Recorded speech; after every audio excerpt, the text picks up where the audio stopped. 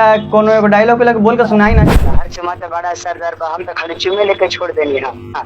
ए भाई लोग खानी कोनो देहाती लंड भेटा गेल तो सीधे धक्के डाल दी जेल में। एगो कोनो गाना जानी होते जवानी तू खफा भइलू, बोला हमारा से काहे बेवफा भइलू, लगे दूसरा से मदद तू हो चिखलू हो, तथही में पढ़लू आ लिखलू हो, दिलवा तोरे के कब सिखलू हो। से बात करला बड़ा दिन से बेचैन रहनी। हम हो तनी बेचते रहनी, अब तो बेचारी लगल बड़े उमा लगल बड़े, तब भोजपुरी से हमारे तनी सामान्य करनी। तो का भैया हम ही दुनिया के सबसे बेकार आदमी, हमारा नाम है शुभम। तो आज हम फोन करे वाला भोजपुरी इंडस्ट्री के ट्रेंडिंग स्टार यानी खेसारी लाल यादव के पास। तो चलो इनका पास हम फोन कर देता, इनका से बात करके बातचीत हो जाई तो अच्छा रख। तो चलो इनका पास हम फोन कर दिले बानी, ई तो गाना लगा के रखले बाड़न। तो चलो इनका पास हम फोन कर देता, कितना जतन से नंबर मिलल बा। हेलो हेलो, खेसारी भैया बोला तानी? अरे बोली ना, और सब बढ़िया बा? हाँ भैया बढ़िया बा। रउआ नंबर हम कहाँ से निकालनी है, रउआ से बात करला बड़ा दिन से बेचैन रहनी है हम हो तनी बेचते रहनी। हाँ तो भैया कोनो एगो डायलॉग लगे बोल के सुनाई ना, कि श्रोता लोग के भी विश्वास हो जाए खेसारी भैया बात करता ने। हाँ, हर चुमाता बड़ा सरदार बा, हम तो खाली चुमे लेके छोड़ देनी हम। ए भाई लोग खानी कोनो देहाती लंड भेटा गेल तो सीधे धक्के डाल दी जेल में। अरे मैडम सेक्सी हुस्न के टैक्सी में आइडियो लैंग्वेज अंदाज ना तो हमारे घर में जैसा आदमी बन गए।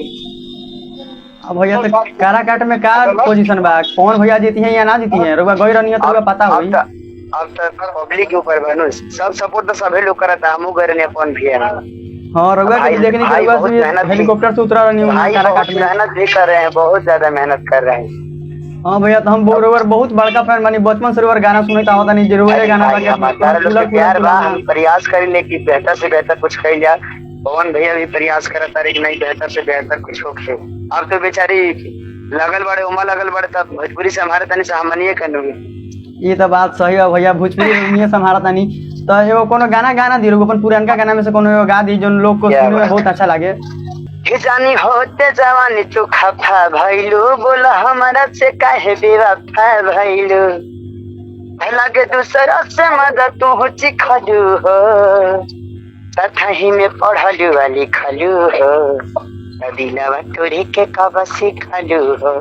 अरे भैया हम रउआ नंबर उपावेला बहुत दिन से एने ओने से नंबर रउआ निकालनी है, कल रउआ से बात हो गई तो बुझान हो गई हम। अच्छा लगल भाई जी। कहाँ से बोले तेरा भाई? हमारे हम भैया मोतिहारी से बोला तानी, बिहार से। क्या बात है, अरे लव यू से मेरे। और सब बढ़िया है ना? हाँ और सब बढ़िया भैया। तब अपन हाल चाल सुनाई। सब बढ़िया बा। हम तनी व्यस्त बनी, ठीक न? कुछ देर बाद बात करत तनी, ठीक भैया? थोड़ा देर सुन ली बात, हमारा फोने में बात सुन ली। थोड़ा देर के इंटरव्यू है, 5 मिनट 2 मिनट हो गया, 3 मिनट की तैयारी बात कर ली हमरा से। भाई हमारे इंटरव्यू कबो ले लिया, फिर ले लिया कबो। अरे भैया तो अब रउआ बारे में सब लोग के बता देता नी। इनकर नाम है किशोर लाल यादव, ई भोजपुरी सिंगर बाड़े। हूबहू इनकर खेसारी लाल यादव के जैसन आवाज बा, इनकर से इनकर नाम पूछा देते। हाँ भैया, रुआ नाम का बा? नाम पड़ी भाई हमार किशोर लाल यादव, जौन के हम गाजीपुर जिला के रहे वाला बानी। अच्छा, तो रउआ तो एकदम टाइटल खेसारी हो गइल बानी भैया। रउआ आवाज एकदम थोड़ा भी हमरो ना लागल कि हाँ खेसारी लाल यादव नहीं बोलत हमरा से। सारा लोग के प्यार बा हमार भाई, हम कॉपी ना करेले, ओरिजिनल हम आई के दिन बाद सब गनो गए तो तार लागे कि होगा कि उहे गावत रे बड़के भाई। हाँ भाई एकदम लागत रहा खेसारी भैया ही गावत आरन। तो रउआ भी कोनो गाना निकालले बानी? रउआ भी गाना बहुत यूट्यूब हम देखनी है। एकदम लगता है सब गाना प्रोजेक्ट चला था वही में सब। अभी जस्ट गाना सुन ला, जब सैड सॉन्ग वो अपने गाना।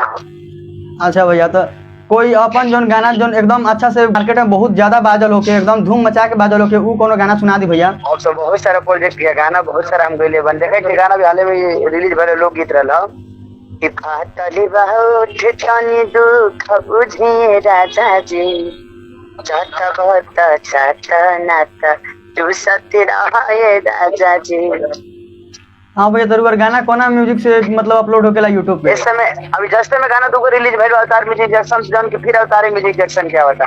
4-5 कंपनी के काम करी तो जौन के आवत रहला तो ना फरक रही। अच्छा भैया, चल और सब बढ़िया बना। हाँ भैया, तो नंबर सेव कर ली। एकदम तो सेव कर भाई, हमार तारा खातिर भाई खड़ा बा। अरे भैया खड़ा ना रखी, ओकरा गिराइले रखी। एकदम तोहरे लोग से हमनी के बानी सब।